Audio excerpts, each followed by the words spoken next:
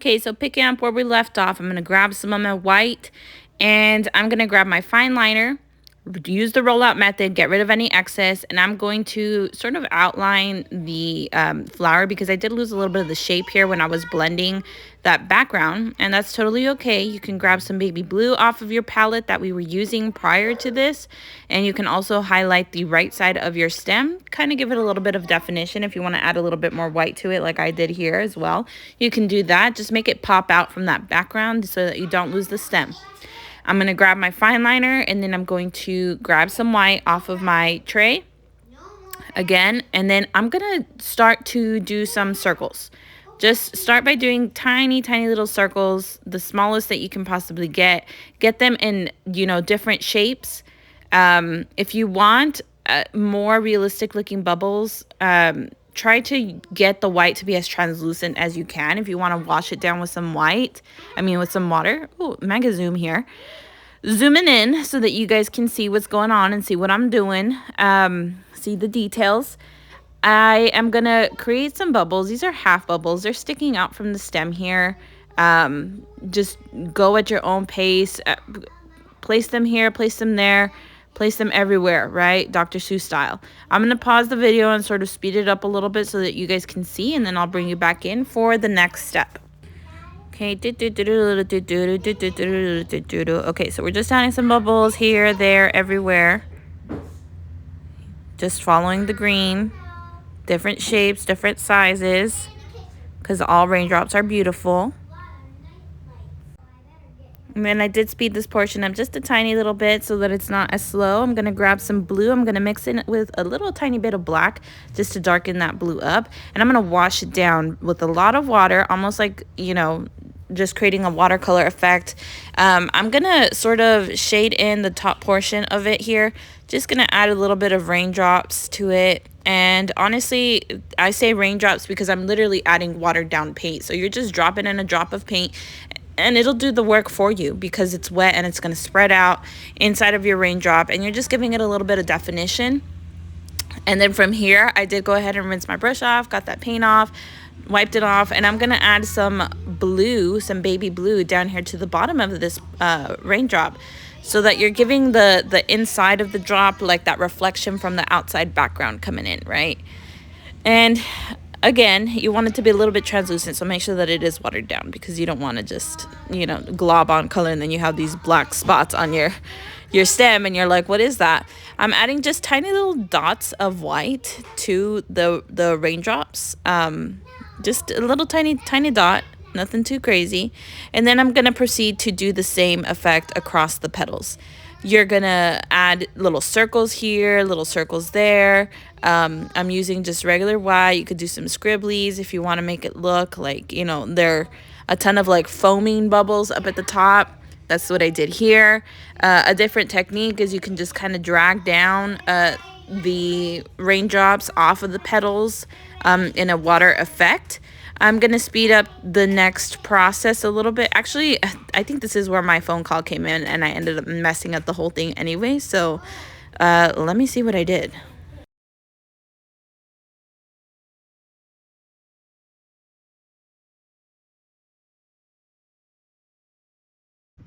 Okay, so annoyingly, I got a phone call and I didn't realize that it paused my video while I was filming the rest of it.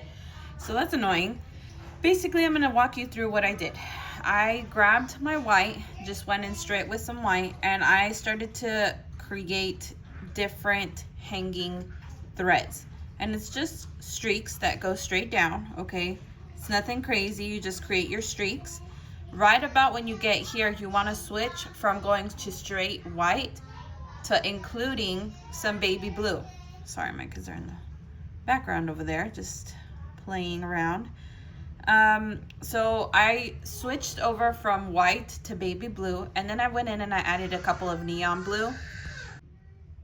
Okay, interruption, sorry, my kids started to fight, and this is why I don't do tutorials when my husband's not home, so that they can be upstairs and away from the noise and stuff. So some of these I did make a little bit longer, and what you're gonna do is you're gonna just curve it around like a little raindrop. Once you lay down your streaks, you do want to make them, you know, sort of uneven. They don't want to all just be the same length. You want to make some a little bit longer, some a little bit shorter, because the rain is falling all around the mouse, right? So he's not just standing still where it's just a downpour. It's going to be different colors, different tones. As you come down, you do want to make it a little bit blue so that it's reflecting off the light from the top. Once you do that, you're going to grab your baby blue straight with your fine liner, and you're going to just create a little angle down here on each of the big drops. I didn't do too many drops, just a couple. And I'm just cradling the bottom portion of the raindrops, okay? The next step that I took was I grabbed some of the really deep golden yellow with some white. I mixed it up. This was the mixture that I came to. This was the color that I ended up getting. It's sort of like the white color that we put on the mouse here. And what I did was I just outlined the outside of the raindrops here. And you'll notice that my colors are a little bit slight. Oops, see, that one went a little bit too far out. That's okay. You can just cover it back up with some dark blue, or just make that line extra thick. And I did mess this one up because I meant to put the shading on this side, but I mean, that's okay. We make mistakes, you know. I'm trying to direct the lining, and it's just a quick, simple little motion, like a little spoon. You're drawing a little spoon. And so the light is going to be hitting them from this way, so you want to outline them on the correct side. Again, the light is hitting them this way. You want to highlight them on the correct side.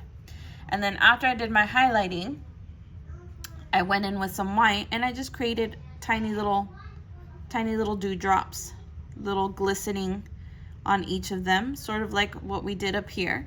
You're just filling in those tiny little details. And you can also even add a couple of maybe baby blue raindrops down here. Make them like a little bit slight. I'll put a couple down here since I messed up and I did not record the portion of me adding this in. So it's just as easy as that. You just create your little raindrop shape. And then let's grab some white. And I'm just gonna create the little glaze, the little shimmer here. I'm not gonna do anything else to these bottom ones because the blue is, you know, gonna be reflecting them from the top. So if you really wanted to, you could just add extra blue up here on the little crevice so that you kind of start to take shape of that raindrop, but it's not glowing too much. And that's it as far as the rain goes. I was gonna do more with the background, but honestly, like, I want the central focus to just be what we worked so hard on, which was the flower and the mouse, okay?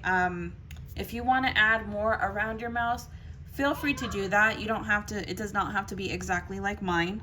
And then the next part, of course, is shimmer. Oh, another thing that I was going to also say is that if you do not have, if you do not feel like you're ready, or you want to take that step to do each individual little, raindrops, then you can definitely add some glitter.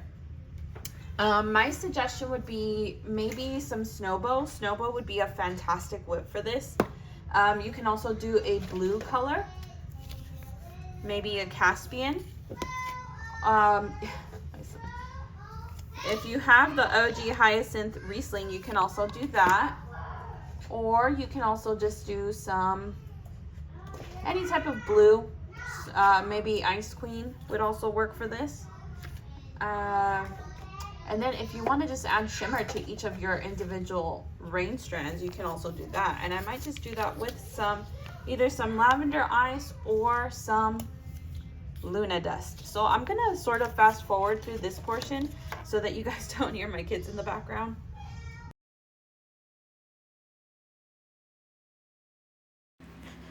I totally forgot to add, what I'm doing here is I'm just using a mandala dotting tool to apply each piece individually. I know that it's super tedious, but I promise you it's worth it, so that you don't just glob on glitter. The individual pieces really just make it shimmer, and it turns out so pretty. So anyway, that's what I'm doing. I'm just applying it individually to each little spot. I'm using different whips. I think I used Caspian and Snowbow for this.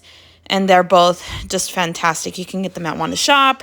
I also have a discount code that you can use to get some savings.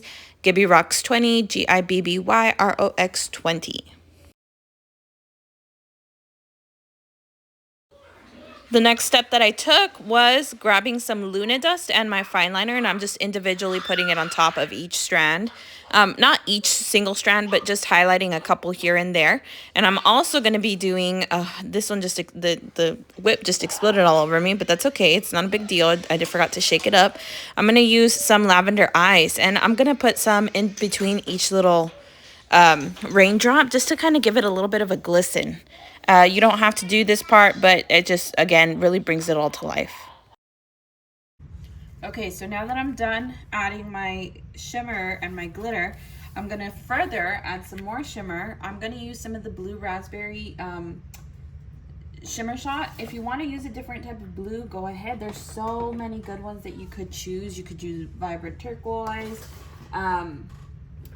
You can do any of the previous ones, such as like Gulf turquoise, anything that's shiny and metallic, you want to go ahead and do. I personally really love this blue one for doing rain and water and stuff like that and reflections. So I'm just going to take my little unclogger and unclog it.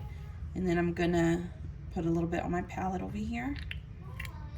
And then once you do that, just grab your fine liner and go in over those streaks. Maybe you can even create some of your own individual streaks apart from the ones that you already did.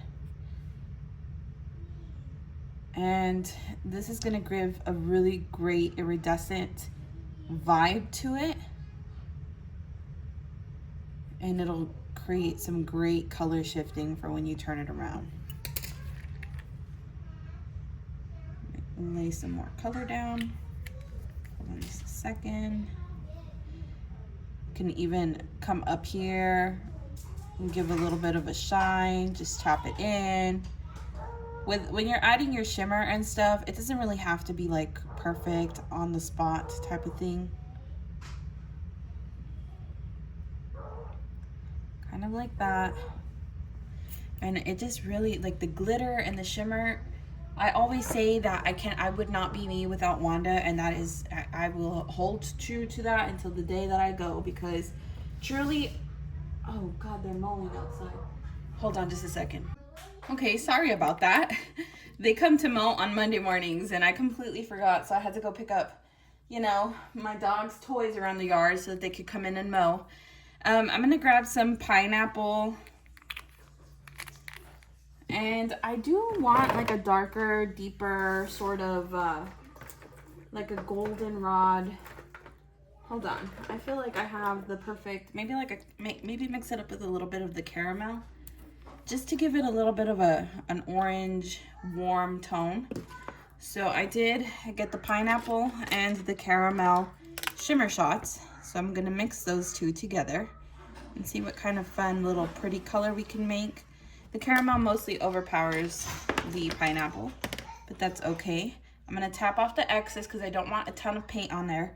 And I'm gonna go just slowly around, okay? I'm not gonna glob it on. I just want a tiny hint of shimmer around. I'm gonna rub it out with my finger over here. Let me see.